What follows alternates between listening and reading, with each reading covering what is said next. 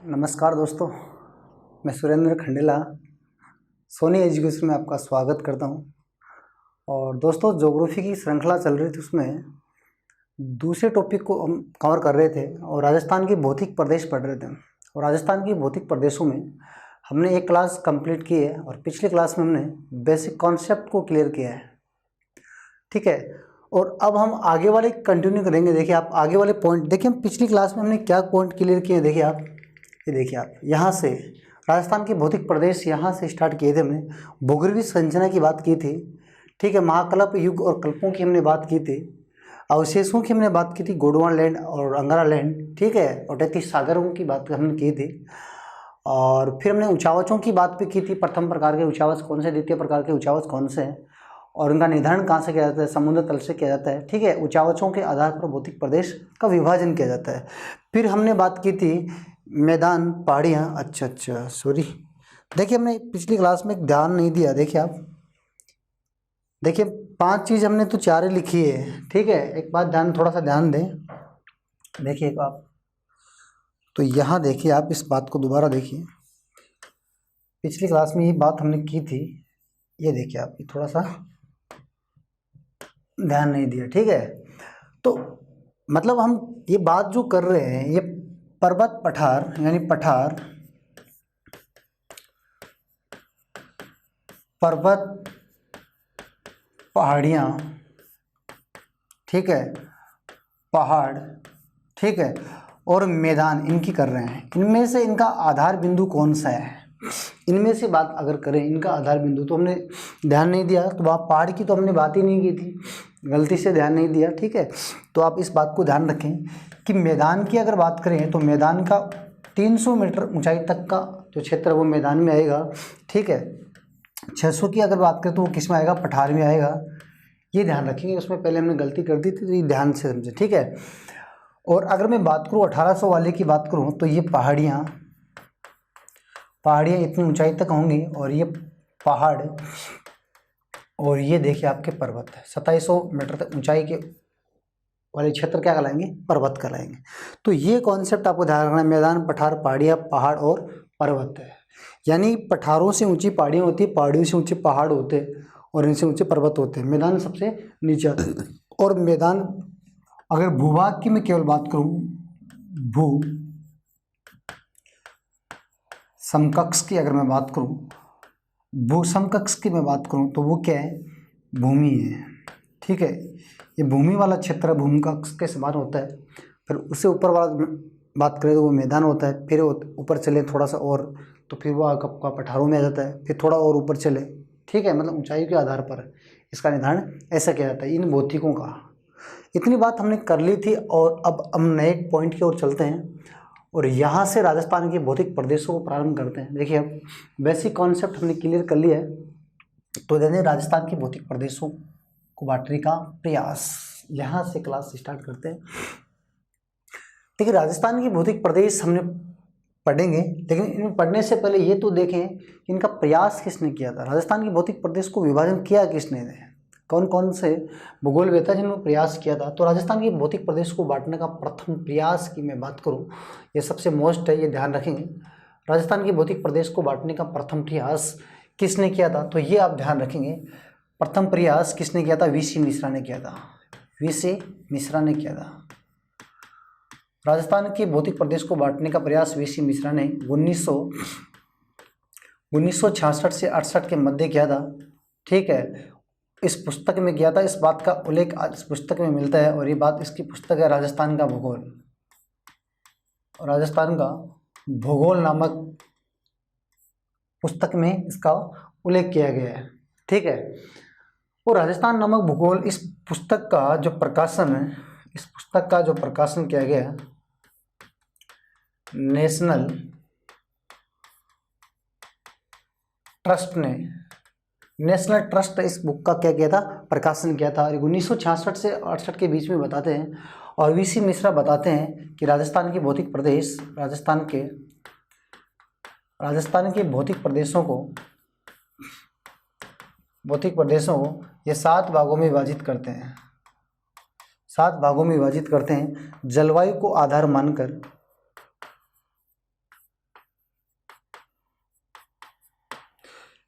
ठीक है, ये 7 भागों में इनको विभाजित करते हैं।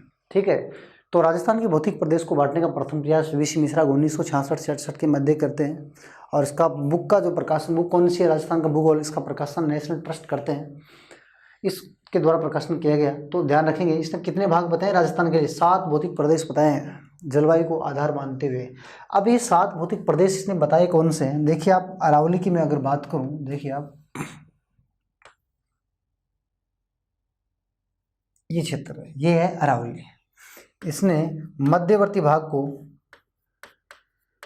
ये बीच मध्यवर्ती भाग में अरावली है, और अरावली से इधर क्या है, मरुस्थल है। मरुस्थल इसमें 2 पार्ट बताए हैं। एक भाग इसने बताया शुष्क प्रदेश, और शुष्क और अरावली के बीच में इसने बताया अर्ध शुष्क प्रदेश। और श्री गंगानगर और हनुमानगढ़ वाला ये क्षेत्र इसने बताया नहरी क्षेत्र बताया है। ठीक है, मरुस्थल के 2 पार्ट बताए हैं, शुष्क और अर्ध शुष्क, और ऊपरी भाग को बताया नहरी क्षेत्र। और फिर इसने देखिए बताया क्या है, ये ध्यान रखेंगे, पूर्वी औद्योगिक कृषि प्रदेश, उत्तरी पूर्वी भाग को क्या बताया, पूर्वी औद्योगिक कृषि प्रदेश।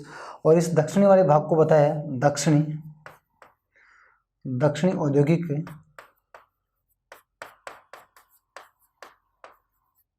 कृषि प्रदेश, ये भाग बताया।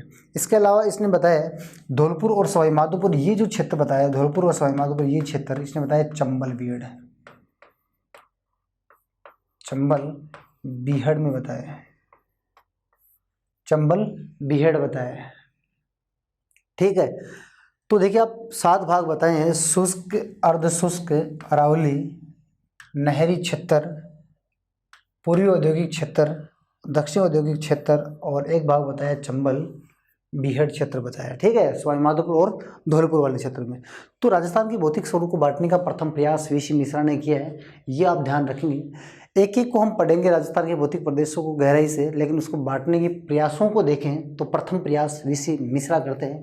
आगे चलें, दूसरा प्रयास देखिए आप, दूसरे प्रयास को महत्वपूर्ण नहीं है लेकिन आप ध्यान रखें, दूसरा प्रयास 1968 में AK सेन ने किया था। किसने किया था? AK सेन ने किया था। और इसने कितने भौतिक प्रदेश बताए? 3 भाग बताए हैं। दूसरा प्रयास AK सेन, ये ध्यान रखेंगे। तीसरा प्रयास, ये भी सबसे मोस्ट है, तीसरा प्रयास ये ध्यान रखेंगे। तीसरे प्रयास की अगर मैं बात करूं तो तीसरा प्रयास बांटने का किसने किया? तीसरा प्रयास तो ध्यान रखेंगे 1971 में रामलोचन, 1971 में रामलोचन सिंह ने तीसरा प्रयास किया है। राजस्थान के भौतिक प्रदेश को बांटने का तीसरा प्रयास रामलोचन सिंह ने किया था 1971 में। और रामलोचन सिंह ने देखिए आप क्या किया है, इसने रामलोचन सिंह ने राजस्थान के भाग बताए हैं, 2 भाग बताए हैं। और उपभाग की अगर बात करूँ रामलोचन शर्मा के अनुसार, रामलोचन सिंह 4 बताए। और रामलोचन सिंह की अगर बात करें और कि 2 भाग और 4 उपभाग, और मैं लघु भागों की बात करूं लघु भाग, तो इसने लघु भाग कितने बताए? 12 है। कितने बताए? 12 लघु भाग बताए हैं रामलोचन सिंह ने। ठीक है, कब बताए? 1971 में। सबसे मोस्ट यही है। तो आप इस बात को ध्यान रखेंगे कि सर 2 भाग कौन से बताए हैं। देखिए आप इस 2 भाग को बात में करूँ तो आप बताएंगे। देखिए आप भाग की मैं बात करूँ, 2 भाग की मैं बात करूँ, देखिए आप अगर मैं 2 भागों की मैं बात करूँ, देखिए इसने कौन कौन से भाग बताए हैं। ठीक है, यहाँ से देखिए आप बहुत काम की चीज़ है। देखिए आप भागों की मैं अगर बात करूँ तो सर 2 भाग कौन कौन से बताए? तो आप बोलोगे 1 भाग तो बताया है। देखिए 2 भाग कौन कौन से? एक भाग है राजस्थान, ठीक है, और एक बताया राजस्थान के पठार, राजस्थान के पठार, ये 2 भाग हो गए। ठीक है, और 2 भागों में 4 इसने उपभाग बता दिए। ये 4 कौन कौन से उपभाग बताए हैं? देखिए आप 2 भाग इसने कर दिए, एक भाग तो इसने कर दिया राजस्थान, और दूसरा भाग कर दिया राजस्थान के पठार। 2 भाग हो गए। और 2 भागों में और पार्ट किया, देखिए इसमें 2 भाग किए, एक ये ए, बी, सी और डी। 4 इसने क्या बताए, लघु भाग। एक तो बताया मरुस्थल, मरुस्थल, ठीक है। एक बताया वागड़, वांगड़ क्षेत्र, ठीक है। फिर इसमें बताया एक अरावली, चंबल बेसिन,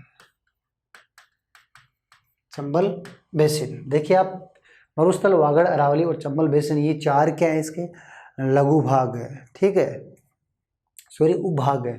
तो उपभागों में भी इसने पार्टीशन किया है। देखिए उपभागों में इसने पार्टीशन किया है। देखिए आप, इसमें बताया बीकानेर, बीकानेर, जैसलमेर और बाड़मेर की बात की है। 3 भाग इसमें यहाँ कर दिए। वागड़ के इसने 4 भाग कर दिए। इसने एक तो भाग कर दिया घग्गर बेसिन, घग्गर बेसिन कर दिया, ठीक है। एक इसने कर दिया शेखावाटी प्रदेश, शेखावाटी प्रदेश कर दिया। फिर इसमें आगे और कर दिया नागौरी भूमि, नागौरी उच्च भूमि कर दिया। यानी 3 भाग, एक तो घग्गर, शेखावाटी, नागौरी उच्च भूमि, नागौरी उच्च भूमि कर दी, ठीक है। इसमें एक भाग कर दिया गोडवाड़ प्रदेश, गोडवाड़ प्रदेश, ठीक है। तो वागड़ में 4 भाग कर दिए, ठीक है। तो 4 भाग इसमें कर दिए, 3 इसमें कर दिए, 7 तो यहाँ आ गए। और अरावली में कर दिए उत्तरी अरावली, मध्य अरावली, ठीक है, और दक्षिणी अरावली।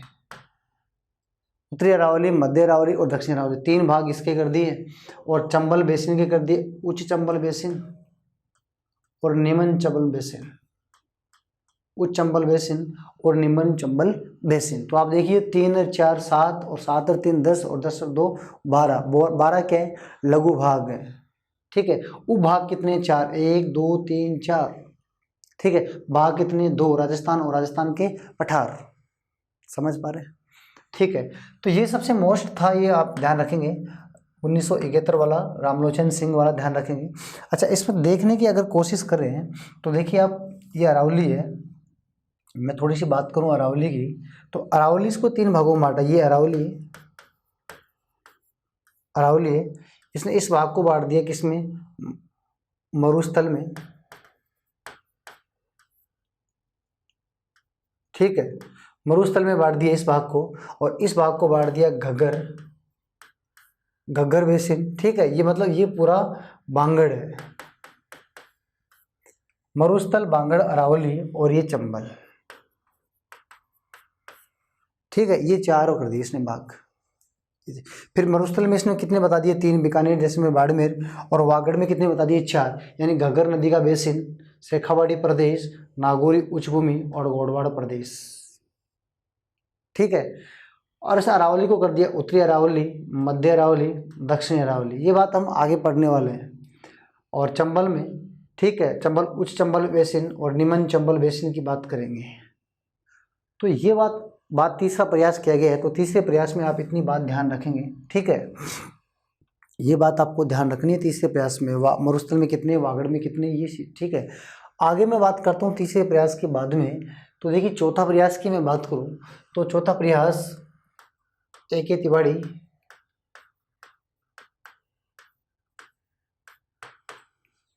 H.M. हरिमोहन सक्सेना, H.M. सक्सेना,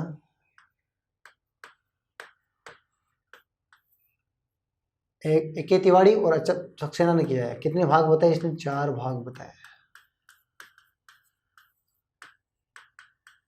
ठीक है। ये चौथा प्रयास किया गया है। और इसी प्रयास को हम कहते हैं आधुनिक प्रयास भी कहते हैं, आधुनिक प्रयास भी कहते हैं, ठीक है। ये बात ध्यान रखेंगे। संरचनात्मक दृष्टि से राजस्थान के भौतिक प्रदेशों की मैं बात करूं, देखिए अगला पॉइंट क्या है, संरचनात्मक दृष्टि से राजस्थान के भौतिक प्रदेश की अगर मैं बात करूं, चौथा प्रयास हमने कर दिया है। ठीक है। AK तिवारी और HM सक्सेना ध्यान रखेंगे, आधुनिक प्रयास के नाम से भी जाना जाता है। अब बात करूँ संरचनात्मक दृष्टि से राजस्थान के भौतिक प्रदेशों की अगर बात करें तो आप ध्यान रखेंगे, यहाँ से क्वेश्चन आते हैं कि राजस्थान के भौतिक प्रदेश संरचनात्मक दृष्टि से किसके भाग हैं। तो आप ध्यान रखेंगे संरचनात्मक दृष्टि से राजस्थान के भौतिक प्रदेश की अगर मैं बात करूं, देखिए आप, ये दक्कन का पठार है, ये क्या है, दक्कन का पठार है,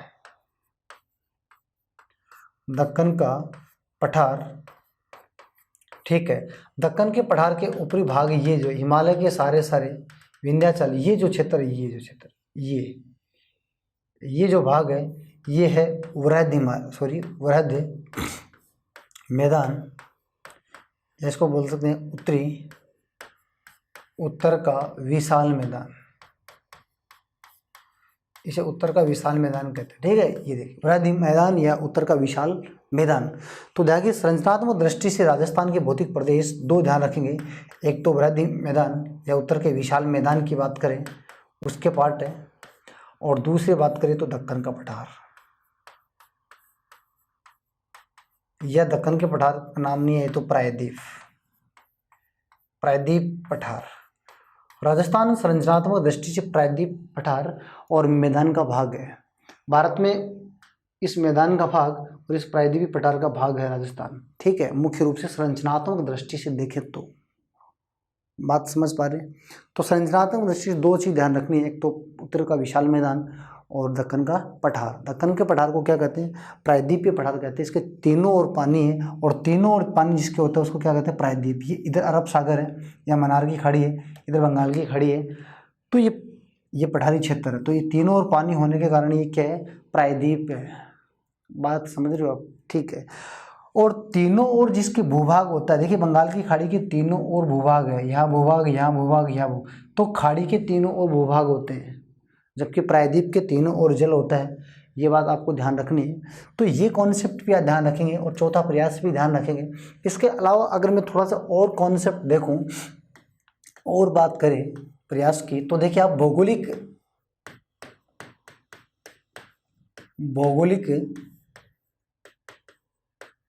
शब्दावली के अनुसार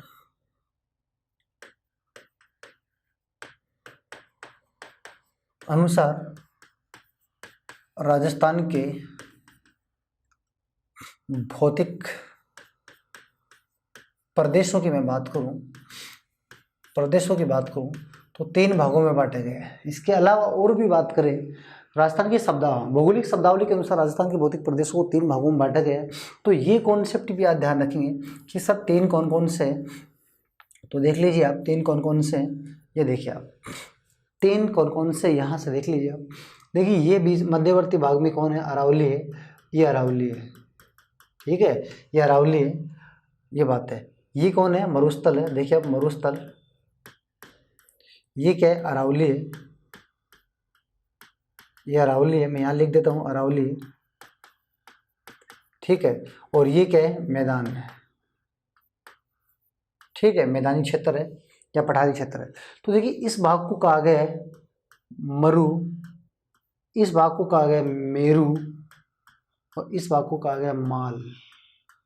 तो आप ध्यान रखेंगे कि भौगोलिक शब्दावली के अनुसार राजस्थान के भौतिक प्रदेशों को कितने भागों में बांटा गया, 3 भागों में। तो आप बताओगे मरु, मेरू और माल, मरु, मेरू और माल। तो ये 3 भी ध्यान रखेंगे आप। और ये भी आप ध्यान रखेंगे संरचनात्मक दृष्टि से 2 ध्यान रखेंगे, शब्दावली के अनुसार कितने ध्यान रखेंगे, 3। तो ये 3 ध्यान रखेंगे और यहाँ से 2 ध्यान रखेंगे। और प्रयास कितने हैं वो भी ध्यान रखेंगे, कितने प्रयास है, टोटल 4 प्रयास है। उनमें से आपको तीसरा प्रयास सबसे महत्वपूर्ण ध्यान रखना, तीसरा और प्रथम, ठीक है। पहला भी ध्यान रखना और तीसरा भी ध्यान रखना है, ये 2 महत्वपूर्ण है, ये प्रयास ध्यान रखने हैं। और अब हम राजस्थान के भौतिक प्रदेशों को और देखें। देखो सामान्यतः की मैं बात करूँ, देखिए वो तो प्रयास थे, किसने 4 प्रयास किए, 3 भागों में बांटा, किसने 4 भागों में बांटा, किसने 7 भागों में बांटा है, ठीक है। अलग अलग प्रयास किए, अलग अलग विभाजन किया गया। लेकिन अगर सामान्यतः अगर बात करें, अध्ययन की दृष्टि से हम बात करें, सुविधा की दृष्टि से, सामान्यतः राजस्थान के भौतिक प्रदेश यानी कि राजस्थान के भौतिक प्रदेश ताप, मिट्टी, जलवायु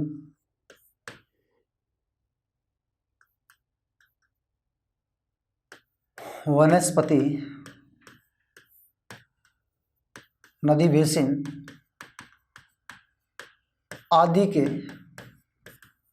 के आधार पर अगर हम बात करें तो राजस्थान के भौतिक प्रदेश सामान्यतः 4 भागों में, सामान्यतः कितने भाग हैं? 4 भाग है। ये बात आप ध्यान रखेंगे। राजस्थान के भौतिक प्रदेश कितने? 4। सुविधा की दृष्टि से हम 4 भागों में सामान्यतः पढ़ा गया। ताप, मिट्टी, जलवायु, वनस्पति, नदी बेसिन के इनके सबके आधारों पर अगर विभाजन की बात करें तो 4 है। और ये 4 ही भौतिक स्वरूप हम पढ़ेंगे। हालांकि प्रयास अलग अलग किए गए। मैंने बताया कि प्रथम प्रयास में 7 भाग बताए, दूसरे में 3 भाग बताए गए, ठीक है। तीसरे प्रयास में अलग भाग बताए गए, 7 वहाँ तो 2, 4, 12 बताए गए। तो ये सिस्टम अलग है। लेकिन सामान्यतः की बात करें और राजस्थान में अध्ययन की सुविधा की दृष्टि से बात देखें तो कितने भौतिक स्वरूप हैं? 4 है। बात समझ पा रहे हैं? और इन चारों का हम क्रमबद्ध अध्ययन करेंगे, एक एक को देखेंगे, विस्तार से देखेंगे, ठीक है। तो 4 सर हैं कौन कौन से? इन चारों को पढ़ेंगे कौन किस किस को हम? तो सामान्यतः 4 है और इन चारों को हम पढ़ेंगे। देखिए आप, ये अरावली है, ये अरावली है, ये अरावली है, ठीक है। एक तो हम अरावली को पढ़ेंगे सामान्यतः, एक हम पढ़ेंगे मरुस्थल को, ठीक है। एक पढ़ेंगे हम, ये हड़ौती क्षेत्र है, ये पठारी भाग है, पठारी भाग है, और ये मैदान है। राजस्थान के भौतिक प्रदेशों को सामान्यतः 4 भागों में बांटा गया। इन चारों भागों की हम बात करेंगे। इन 4 भागों में आप एक बात ध्यान रखेंगे, ये जो अवशेष है, ये जो अवशेष है, ये टेथी सागर का अवशेष है, ये टेथी सागर का अवशेष है। और यहाँ की जलवायु कैसी है? शुष्क जलवायु है। ये बात ध्यान रखेंगे, ये बात इसमें ध्यान रखेंगे। ये अवशेष किसका है? तो आप बताएंगे कि सर ये अवशेष है गोंडवाना। देखिए अंगारा लैंड का कोई बात नहीं करेंगे यहाँ पर, गोंडवाना लैंड, क्योंकि भारत में अंगारा लैंड का कोई अवशेष नहीं है, ठीक है। तो यहाँ की जलवायु कैसी है? जलवायु कैसी है? आर्द्र है। कैसी है? आर्द्र है, आर्द्र और उप आर्द्र है, ठीक है। फिर बात करें यहाँ की, मैं बात करूँ, ये अवशेष किसका है? ये अवशेष किसका है? तो ठीक है, ये भी अवशेष किसका है? टेथी सागर का, ये टेथी सागर, ठीक है। अच्छा, बात करें यहाँ की जलवायु की, मैं बात करूँ, यहाँ की जलवायु की मैं बात करूँ तो उप आर्द्र है, आर्द्र है। उपाद्र किसकी? अरावली की। यहाँ की क्या है? आर्द्र है। बात करें यहाँ की, बात करें तो सर ये किसका अवशेष है? तो यहाँ के अवशेष की बात करें तो देखिए ये गोंडवाना लैंड का अवशेष है, गोंडवाना लैंड का अवशेष है, ठीक है। अगर यहाँ की सर जलवायु की अगर बात करें तो जलवायु देखिए, आप देखेंगे ऊपर इस भाग में क्या है? शुष्क है, फिर यहाँ क्या है? उपाद्र, फिर यहाँ आर्द्र, फिर यहाँ अति आर्द्र है, ठीक है। अति आर्द्र है, ये ध्यान रखेंगे, अति आर्द्र है, अति आर्द्र, ठीक है, अति आर्द्र है। तो ये भाग हम पढ़ने जा रहे हैं। 4 भौतिक प्रदेश, इनकी अवशेष देखिए, 2 गोंडवाना लैंड के अवशेष हैं और 2 टेथी सागर के अवशेष हैं। गोंडवाना, तेथिस, गोंडवाना, टेथिस, गोंडवाना, टेथिस और गोंडवाना। बात समझ पा रहे हैं? ठीक है। अब देखिए इनमें आपको यही ध्यान रखना है, और इनमें और क्या ध्यान रखना है तो ये भी आप ध्यान रखेंगे। जैसे नॉर्मल कॉन्सेप्ट की बात करूँ मैं, कि अगर ध्यान रखिए जनसंख्या की बात करें, जनसंख्या और क्षेत्रफल की मैं बात करूं, जनसंख्या और क्षेत्रफल की मैं यहाँ की बात करूं तो क्षेत्रफल, ये राजस्थान का कितना % क्षेत्रफल में है? 61.11% में है। ये बात आप ध्यान रखेंगे, 61.11% में है, ठीक है। 61.11% यहाँ जनसंख्या निवास करती है, ये बात आप ध्यान रखेंगे। जनसंख्या 40% निवास करती है। क्षेत्रफल कितना है? 61.11 है। यहाँ की अगर मैं बात करूँ, यहाँ की मैं बात करूँ कि क्षेत्रफल कितना है, तो क्षेत्रफल यहाँ का कितना है? 9% है, ठीक है, 9% है। और यहाँ जनसंख्या की मैं बात करूं तो यहाँ कितनी है? 10% जनसंख्या निवास करती है, ठीक है, 10% जनसंख्या निवास करती है इस भाग में। अगर मैं इस भाग की बात करूं, मैदानी भाग की बात करूं कि यहाँ जनसंख्या कितनी है, ठीक है, और क्षेत्रफल कितना है, तो इस बात को भी आप ध्यान रखेंगे। मैदानी भाग में जनसंख्या की अगर मैं बात करूँ तो 39% है। राजस्थान की 39% जनसंख्या यहाँ निवास करती है, और यहाँ का क्षेत्रफल कितना? 23%, लगभग 23% है, ठीक है। ये बात ध्यान रखेंगे मैदान में क्षेत्रफल और जनसंख्या इन सब की ध्यान रखनी है, और ये अवशेष इन सब का ध्यान रखना, इनकी जलवायु ध्यान रखनी है, और इन चारों का हम अध्ययन करेंगे एक एक को। अगर मैं इस पठारी भाग की बात कर लूँ, पठारी भाग में मैं जनसंख्या की बात करूँ और पठारी भाग में मैं क्षेत्रफल की बात करूँ, तो देखिए पठारी भाग में जनसंख्या की बात करें और क्षेत्रफल की बात करें, क्षेत्रफल कितना है यहाँ पर, क्षेत्रफल कितना है 6.89% क्षेत्रफल है, ठीक है। और यहाँ जनसंख्या कितनी निवास करती है, अब देखिए अब जनसंख्या यहाँ लगभग 11% जनसंख्या निवास करती है। बात समझ पा रहे हैं? ये बात आपको ध्यान रखनी है, क्षेत्रफल जनसंख्या ये ध्यान रखनी है। हाँ ये है कि कभी कभी देखिए अरावली में आगे जब एक एक को पढ़ाऊंगा तब आपको बताऊंगा कि यहाँ 9.3% भी आएगा या 9% भी आएगा, तो क्या करना है आपको, ठीक है। तो इनको एक एक को अध्ययन करेंगे, ठीक है। यहाँ पर 23.1% आएगा, 9.3% आएगा, तो एक बार इन नॉर्मल कॉन्सेप्ट के लिए ये ध्यान रखा, राउंड ऑफ में ये ध्यान रखने हैं, ठीक है। तो क्षेत्रफल जनसंख्या और वो क्या है, जलवायु और अवशेषों की बात हो रही है, ठीक है। ये बात है। तो राजस्थान के भौतिक प्रदेश सामान्यतः कितने भागों में बांटे गए, 4 भागों में बांटे गए, और इन 4 भौतिक प्रदेशों को हम एक एक को पढ़ेंगे। इससे पहले हम इनके कालखंडों की हम बात कर लेते हैं अगले पॉइंट में। तो देखिए भौतिक प्रदेशों की कालखंडों की हम बात करें तो कितने भौतिक प्रदेश बांटे हमने, 4 भौतिक प्रदेश बताए हैं, ठीक है। सब 4 भौतिक प्रदेश आए थे हमारे पास, चारों भौतिक प्रदेशों कालखंडों की हम बात करेंगे और फिर हम आगे चलेंगे। देखिए आप एक बात ध्यान रखेंगे, एक तो हमने बात की थी अरावली की बात की थी, ठीक है। बात समझ पा रहे हो? एक बात हमने की थी मैदान की बात की थी, या आप चाहो तो क्रम से लेना चाहें तो आप क्रम से भी ले सकते हैं। देखिए आप क्रम से भी ले सकते हैं कि सर क्रम से ले लें तो ठीक याद रहेगा, तो क्रम से लें तो भी कोई दिक्कत नहीं। हमने पहले बात किसने की थी, मरुस्थल की थी।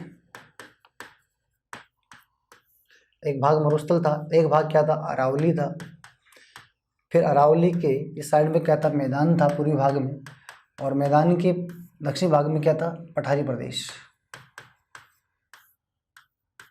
दक्षिण पूर्वी पठारी प्रदेश। ये था। इनमें आपको ध्यान क्या रखना, देखिए एक बात तो आप ध्यान रखने, महाकल्प ध्यान रखेंगे, इनका एक महाकल्प ध्यान रखेंगे, जो मैंने पिछले क्लास में बात भी की थी, ठीक है। मैंने बताया था कि अगली क्लास में ये क्वेश्चन आएंगे यहाँ से, तो महाकल्प इनका ध्यान रखना है। एक आप ध्यान रखेंगे, कल्प की बात करें, कल्प या काल ध्यान रखेंगे, ठीक है। अब बात करें मरुस्थल की, बात करें मरुस्थल की उत्पत्ति कौन से महाकल्प में हुई है, तो नियोजोइक महाकल्प में हुई है। नियोजोइक मरुस्थल की उत्पत्ति कौन से महाकल्प में हुई है, नियोजोइक महाकल्प में हुई। और नियोजोइक महाकल्प में मैंने 2 काल बताए थे आपको, प्लेस्टोसीन और होलोसीन। तो उनमें से प्लेस्टोसीन काल में हुई है, ठीक है। कौन से काल में हुई है, प्लेस्टोसीन काल में मरुस्थल की उत्पत्ति हुई है। तो महाकल्प और काल दोनों ध्यान रखने हैं। ये पिछली क्लास में मैंने ये समझा दिया आपको, ठीक है। 5 महाकल्प, 4 युग बताए थे, 18 कल्प बताए थे, ठीक है। तो देखिए अरावली की मैं बात करूं, अरावली के सर अरावली का बताओ आप, तो अरावली की अगर बात करें तो प्री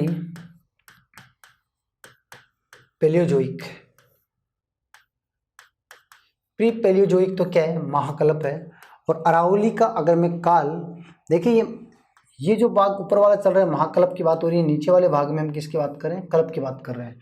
तो इसका काल पूछे, इसका काल तो ये दे दिया, और इसका काल पूछे तो इसका काल है प्री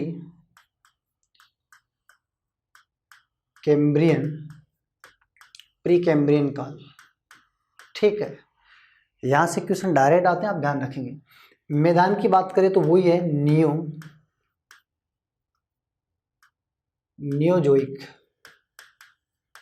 नियोजोइक महाकल्प है, और इसका काल भी वही सेम है, प्लेस्टोसीन सेम है, यानी मरुस्थल और मैदान वाला दोनों चीज क्या है, सेम है। अब बात करें पठारी की बात करें, इस पठार वाले की बात करें तो पठार वाले में ये किस्म मेसोजोइक महाकल्प में कौन से काल में, क्रेटेशियस काल में इसकी उत्पत्ति हुई है। तो इन चारों भौतिक प्रदेशों की आप ध्यान रखेंगे, उत्पत्ति कौन से महाकल्पों में हुई है और कौन से कालों में हुई है। तो ये कालखंड आप ध्यान रखेंगे। अवशेष मैंने बता दिया, ये अवशेष है, ये अवशेष है टेथिस सागर का, ये गोंडवाना लैंड का, ये टेथिस सागर का और ये गोंडवाना लैंड का अवशेष है। तो इतनी बात आप ध्यान रखेंगे। ये आपके 4 भौतिक प्रदेश थे सामान्यतः। अब इनको एक एक को पढ़ने वाले हैं। तो देखिए आप इनमें कालखंडों की ध्यान रखना है। अब आप ध्यान रखना, इस क्लास में हमने कहाँ तक कॉन्सेप्ट क्लियर किया। देखिए आप एक बात ध्यान रखिए, आप यहाँ से देखिए, आप भौतिक प्रदेश को बांटने के प्रयासों की हम बात कर रहे थे। इस क्लास में हमने भौतिक प्रदेशों प्रयासों की बात की। प्रथम प्रयास हमने किया, प्रथम प्रयास महत्वपूर्ण, ध्यान रखेंगे। प्रथम प्रयास के बाद में आप ध्यान रखें दूसरा प्रयास महत्वपूर्ण नहीं है, तीसरा प्रयास महत्वपूर्ण है, ये ध्यान रखना है। ठीक है, ठीक है, ये प्रयास चल रहे हैं। चौथा प्रयास ध्यान रखना है और चौथा प्रयास आधुनिक प्रयास यही है। फिर संरचनात्मक दृष्टि से 2 भाग ध्यान रखने और भौगोलिक आधार पर 3 भाग आपको ध्यान रखने। इस प्रकार से भौतिक प्रदेशों को बांट गया। लेकिन सामान्यतः देखिए आप, सामान्यतः भौतिक प्रदेश कितने हैं? 4, और 4 भौतिक स्वरूप मैंने आपको सामने लिख दिए। इनकी जनसंख्या, क्षेत्रफल लिख दी है, और ये अवशेष किसके ये लिख दिए, और इनका आधार क्या है ये लिख दिया मैंने। ताप, मिट्टी, जलवायु, वनस्पति, इनके आधार पर 4 भौतिक प्रदेश। और इन 4 भौतिक प्रदेशों के बाद में हमने बात की कि इनके कालखंडों की बात हमने कर ली, कौन कौन से किस किस काल में हुए हैं। ठीक है, और पिछली क्लास में हमने डिटेल से बात की थी। तो ये आप ध्यान रखेंगे। अब हम चलते हैं, एक एक भौतिक प्रदेशों को पढ़ने की कोशिश करते हैं। 4 भौतिक प्रदेश हैं और नंबर 1 भौतिक प्रदेश की ओर चले। तो देखिए अरावली की, सबसे पहले हम अरावली के दर्शन करते हैं। और राजस्थान भौतिक प्रदेश की अगर बात करें तो सबसे पहले राजस्थान के 4 भौतिक प्रदेशों में सबसे पहले आपके सामने आ रही अरावली। सबसे पहले आपके सामने आ रही अरावली। एक बार मैं थोड़ा सा नज़र और बता देता हूँ। देखिए आप नज़र डालें, थोड़ा सा अरावली की ओर नज़र डालें। देखिए आप, ये देखिए आप, ये अरावली है। कोई भी भौतिक स्वरूप पढ़ सकते हैं आप, कोई ज़रूरी नहीं। ये मरुस्थल है, ठीक है, पहले कोई सा नंबर, ये ठीक है। ये कौन है? अरावली है। मध्यवर्ती भाग में अरावली है, और ये जो है दक्षिण पूर्वी भाग में ये पठारी प्रदेश है, और ये जो मध्य भाग में ये बच गया, इन दोनों के बीच में ये है मैदानी भाग। ये राजस्थान के 4 भौतिक प्रदेश है। इन चारों को हम डिटेल से पढ़ेंगे एक एक को, और किसी भी भौतिक स्वरूप को पहले पढ़ लो, कोई फर्क नहीं पड़ेगा इससे। ठीक है, तो हमारे सामने पहले आई है अरावली, तो हम अरावली को पढ़ेंगे। ठीक है, तो अरावली को पढ़ेंगे, फिर मरुस्थल को पढ़ेंगे, फिर मैदान, फिर पठार। कैसे पढ़ लो आप, कॉन्सेप्ट क्लियर करते चलेंगे और एक एक को डिटेल से पढ़ेंगे। तो यहाँ से आप ध्यान रखेंगे, और देखिए आप यहाँ से ध्यान रखेंगे। और अब स्टार्ट करते हैं। देखिए आप, ठीक है, सबसे पहले बात करें अरावली की। और अरावली में देखिए आप पॉइंट वाइज पढ़ेंगे। देखिए सबसे पहले बात ये कि सर अरावली का मतलब क्या है? इस अरावली का मतलब क्या है? इस अरावली का मतलब है चोटियों की पंक्ति।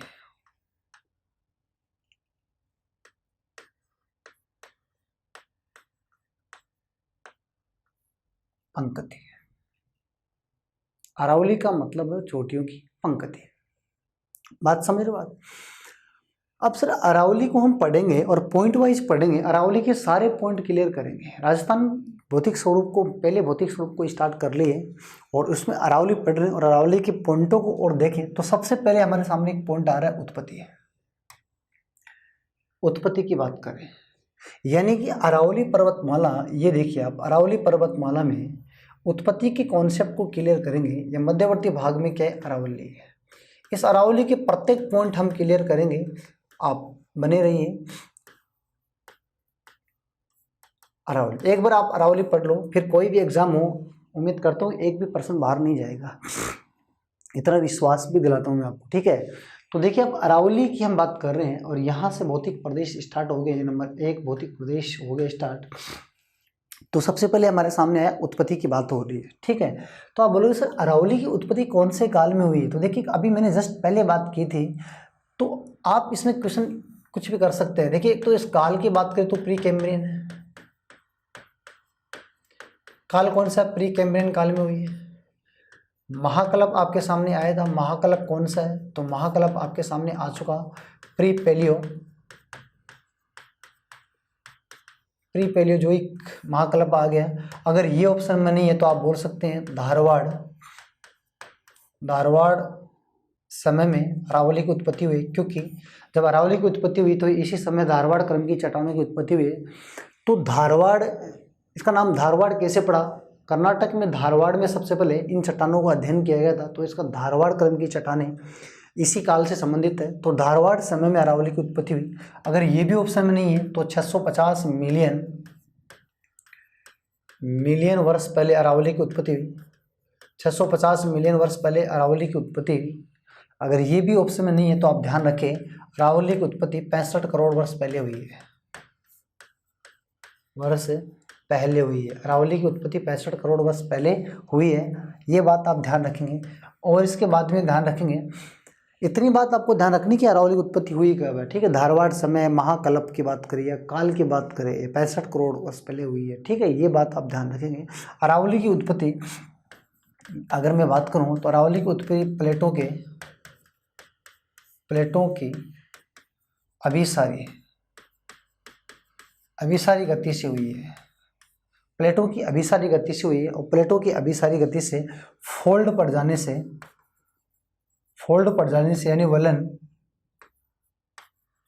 वलय पड़ जाने से अरावली की उत्पत्ति हुई है, ठीक है। तो अरावली विश्व की सबसे प्राचीनतम पर्वतमाला है, ये भी आप ध्यान रखेंगे। अरावली विश्व की सबसे प्राचीनतम पर्वतमाला, मैं यहाँ लिख देता हूँ, अरावली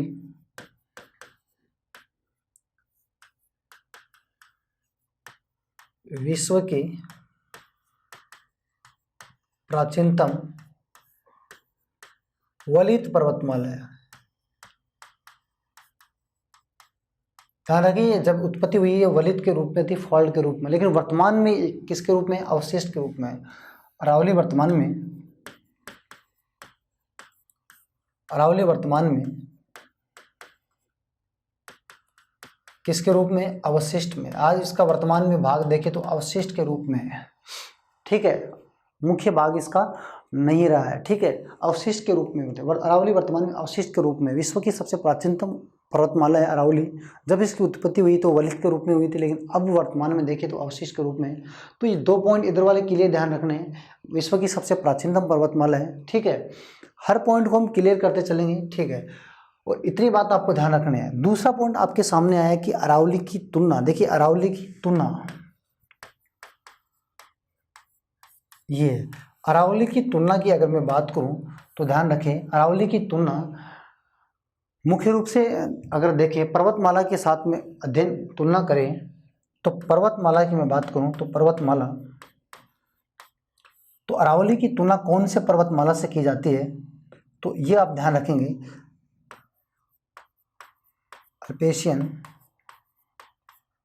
अल्पेशियन पर्वतमाला से की जाती है। ये कहाँ पड़ता है? यूएसए यानी उत्तरी अमेरिका।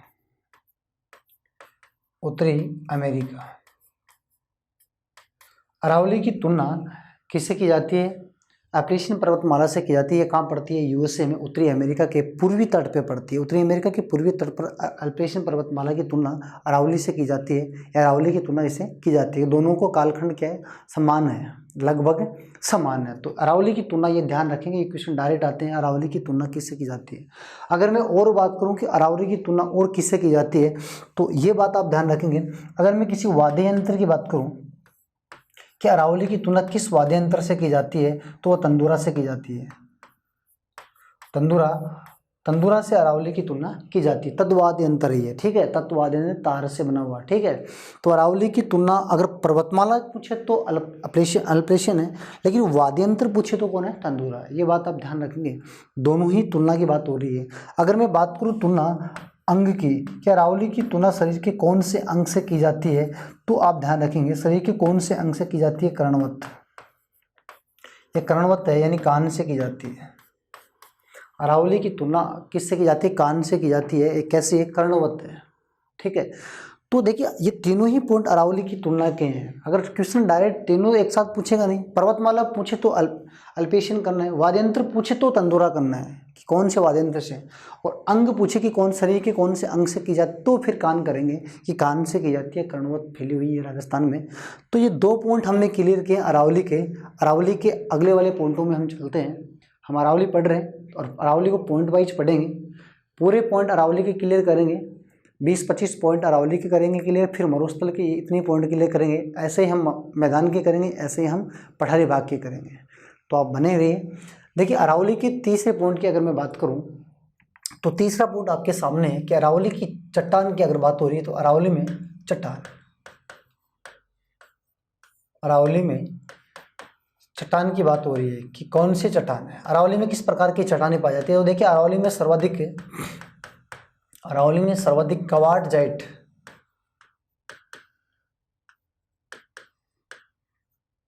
अरावली में सर्वाधिक क्वार्टजाइट प्रकार की चट्टानें पाई जाती है।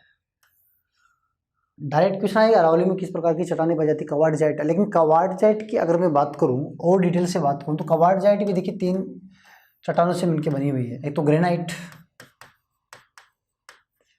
ग्रेनाइट से बनी है, एक नीस और एक सिस्ट चूना। इसका मतलब अरावली में ये 3 प्रकार की चट्टानें पाई जाती है। ठीक है, ग्रेनाइट की अगर मैं बात करूं तो ये ग्रेनाइट है, आग्नेय चट्टान है। ग्रेनाइट का निर्माण आग्नेय चट्टान से होता है और आग्नेय चट्टान को हम कहते हैं प्राथमिक चट्टान। आग्नेय चट्टान को हम कहते हैं प्राथमिक चट्टान। ठीक है, तो ग्रेनाइट का निर्माण होता है आग्नेय चट्टान से। और ग्रेनाइट भूगर्भ में ताप और दाब के कारण किसी दूसरे चट्टान में निरूपित हो जाती है तो क्या बन जाती है, नीस बन जाती है। यानी ग्रेनाइट से क्या बनती है, नीस बनती है। और नीस एक क्या है, कायांतरित चट्टान है। कायांतरित या रूपांतरित, यानी ग्रेनाइट से क्या बनता है, नीस बनता है। भूगर्भ में ताप और दाब के कारण दूसरे चट्टान में परिवर्तित हो जाती है तो ये रूपांतरित चट्टान कहलाती है। मुख्य रूप से 2 ही प्रकार की चट्टान है, एक तो आग्नेय चट्टान और एक अवसादी चट्टान। आग्नेय और अवसादी चट्टान से दूसरी चट्टान का निर्माण होता है, वो चट्टान कहलाती है रूपांतरित चट्टान। जैसे ग्रेनाइट, उदाहरण देखिए आपके सामने उदाहरण है, ग्रेनाइट से क्या बनता है, नीस बनता है। ठीक है, ऐसे में एक उदाहरण और दूंगा, देखिए आप। अब बात करूँ चूना और शिस्ट की मैं बात कर रहा हूँ, ये क्या है, अवसादी चट्टान है। अवसादी चट्टान है चूना, ये क्या है, अवसादी चट्टान है। और चूने से अगर संगमरमर का निर्माण होता है, चूने से अगर संगमरमर का निर्माण होता है तो संगमरमर क्या है, कायांतरित और रूपांतरित चट्टान का भाग है। तो आप ध्यान रखेंगे कि सर अरावली में क्वार्टजाइट प्रकार की चट्टानें सर्वाधिक पाई जाती है और क्वार्टजाइट 3 से मिलकर बनी होती है, ग्रेनाइट, नीस और शिस्ट से मिलकर बनी होती है। तो इनमें इन 3 पार्टों को मिलाकर बोलते हैं क्वार्टजाइट। और इन तीनों में सबसे ज्यादा अरावली में क्या है, ग्रेनाइट है, सर्वाधिक अधिक क्या है, ये सबसे ज्यादा। ठीक है, तो ये बात आप ध्यान रखेंगे अरावली में किस प्रकार की चट्टानें पाई जाती है, ग्रेनाइट, नीस और शिस्ट प्रकार की चट्टानें, इन तीनों को मिलाकर बोलते हैं क्वार्टजाइट। ठीक है, ये आग्नेय, ये रूपांतरित और ये अवसादी चट्टानें हैं। ठीक है, आग्नेय चट्टानों में जीवाश्म का अवशेष नहीं पाया जाता क्योंकि जब आग से निकलती है, ज्वालामुखी से निकलती है तो वहाँ इसका निर्माण होता है तो जीवाश्म नहीं पाए जाते। ठीक है, और अवसादी चट्टान में जीवाश्म पाए जाते हैं, ये भी आप ध्यान रखेंगे। अवसादी चट्टान में जीवाश्म पाए जाते हैं जबकि इसमें नहीं पाए जाते। मुख्य रूप से 2 ही प्रकार की चट्टान है, एक तो प्राथमिक चट्टान जिसे हम कहते हैं आग्नेय चट्टान और एक है अवसादी चट्टान। कायांतरित चट्टान तो इन दोनों से बनती है, बात समझ पा रहे हैं। उनमें से इसमें से जीवाश्म पाया जाता है, इसमें जीवाश्म नहीं पाया जाता। इसमें जीवाश्म नहीं पाया जाता, इसमें जीवाश्म पाया जाता है। ये परतों के रूप में मिलती है और ये ठोस अवस्था में मिलती है। ये लावे द्वारा निर्मित है जबकि ये किसी अवशेष के दबने से होती है। जैसे ज्यूरेशियन काल में अंगारलैंड और गोंडवानालैंड की बात कर रहे थे हम, तो ज्यूरेशियन काल में जो अवशेष दब गए वो अब वर्तमान में परतों के रूप में पाए जाते हैं और ये परतों के रूप में जो मिलते हैं वही क्या है, अवसादी चट्टान है। बात समझ पा रहे हैं। तो आप बताएंगे कि सर अरावली में तो 3 प्रकार की चट्टान है, आग्नेय है, अवसादी है और कायांतरित है, लेकिन मैंने बताया कि तीनों में से सर्वाधिक कौन से, तो आप बोलेंगे सर आग्नेय है। ये कॉन्सेप्ट आप ध्यान रखेंगे, जब हम मरुस्थल पढ़ेंगे वहाँ हम डिटेल से बात करेंगे। मरुस्थल में सर्वाधिक अवसादी प्रकार की चट्टानें पाई जाती है जबकि अरावली में सर्वाधिक आग्नेय प्रकार की चट्टानें पाई जाती है। ये दोनों कॉन्सेप्ट आप ध्यान रखेंगे। अगर मरुस्थल में ये पाई जाती है इसका मतलब मरुस्थल में जीवाश्म पाए जाते हैं और जबकि यहाँ जीवाश्म की बातें नहीं है। बात समझ पा रहे हैं। ठीक है। तो क्वार्टजाइट प्रकार की चट्टानें सर्वाधिक पाई जाती हैं, ये बात आप ध्यान रखेंगे। अब आपके सामने चौथा पॉइंट है पर्वतीकरण की। ठीक है, चौथा पॉइंट क्या है? पर्वतीकरण। देखिए अरावली का पर्वतीकरण की अगर मैं बात करूं, अरावली के अलावा और पर्वतों की मैं बात करूं, तो देखिए आपके सामने 3 काल दे रखे हैं, इसमें 3 पार्टीशन दे रखे हैं। देखिए इन तीनों पार्टीशन की मैं बात करता हूं, तो अरावली का पर्वतीकरण तो प्री कैम्ब्रियन काल में होता। ठीक है, तो ये तो कोई दिक्कत नहीं। प्री कैम्ब्रियन का अरावली का कौन से काल में? अरावली का पर्वतीकरण या अरावली की कौन से काल से संबंधित है? प्री कैम्ब्रियन काल से संबंधित। अब इसमें एक डेविनियस काल दे रखा है। डेविनियस काल की मैं बात करूं तो डेविनियस काल में आप देखेंगे तो देखिए आप डेविनियस काल की मैं बात करूं तो विंध्याचल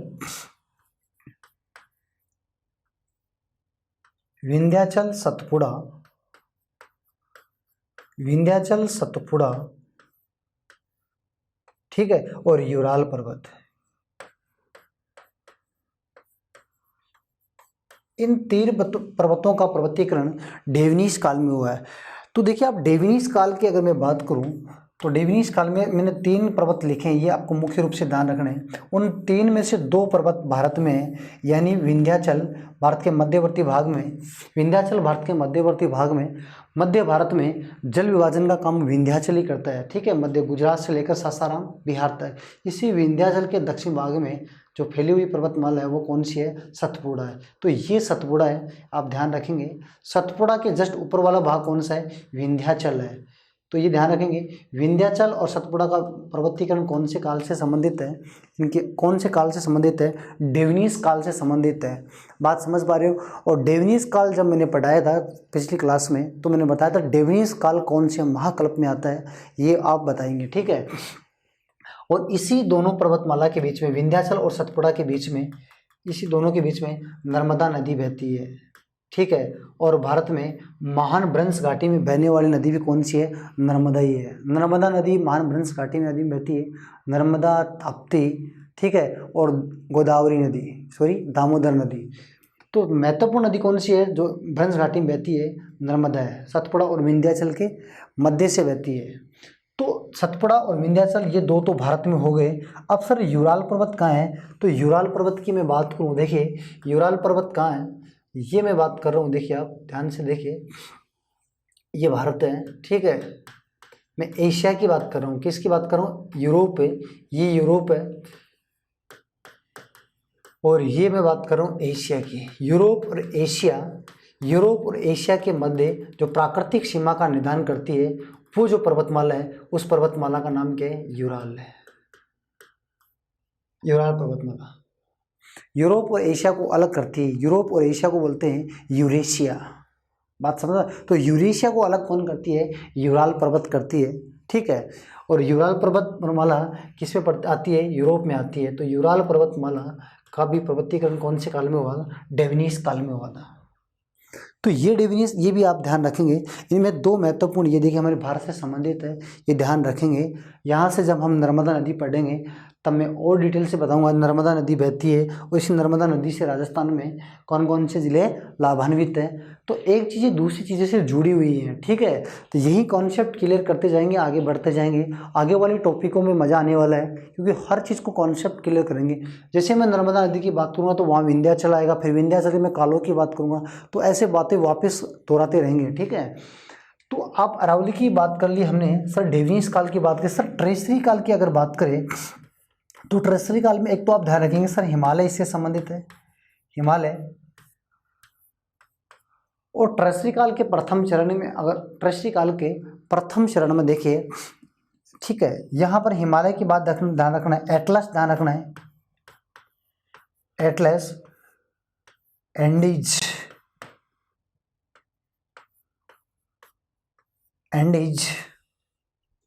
ठीक है, ये ध्यान रखना है। ग्रेट डिवाइडिंग रेंज,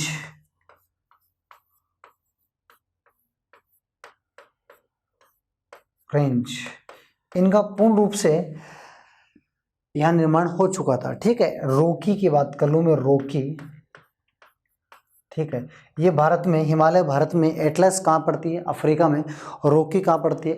उत्तरी अमेरिका में। एंडीज कहाँ पड़ती है? दक्षिणी अमेरिका में। और ग्रेट डिवाइडिंग रेंज कहाँ पड़ती है? ऑस्ट्रेलिया में।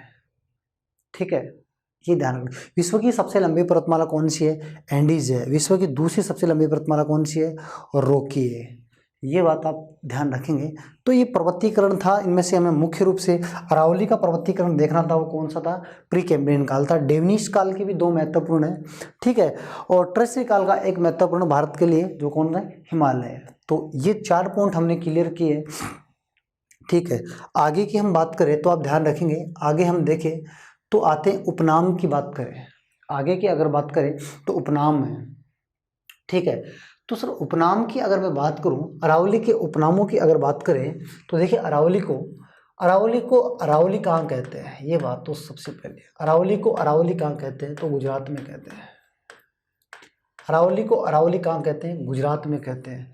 अरावली को डोसी कहाँ कहते हैं? डोसी, ये भी आप ध्यान रखेंगे। डोसी अरावली को हरियाणा में कहते हैं। कहाँ कहते हैं? हरियाणा में। हरियाणा में कहते हैं अरावली को डोसी, हरियाणा में कहते हैं। अरावली को आड़ावाला कहाँ कहा गया है? बूंदी में कहा गया है। बूंदी में कहा गया है। अरावली को अड़ावट्टा कहा गया है? उदयपुर में कहा गया है। उदयपुर में कहा गया है। अरावली को आबू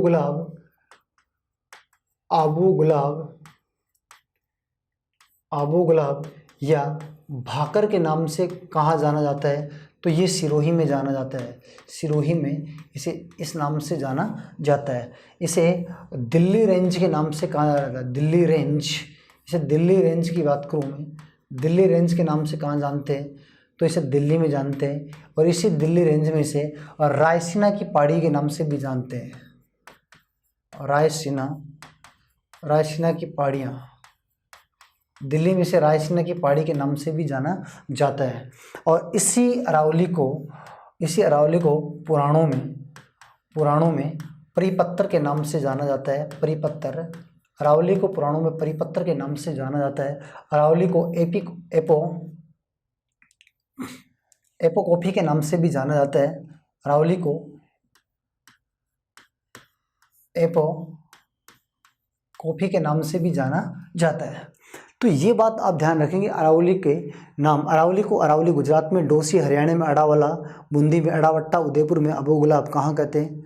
सिरोही में कहते हैं। दिल्ली रेंज और रायसीना की पहाड़ी दिल्ली में कहते हैं। पुराणों में इसे परिपत्र कहते हैं।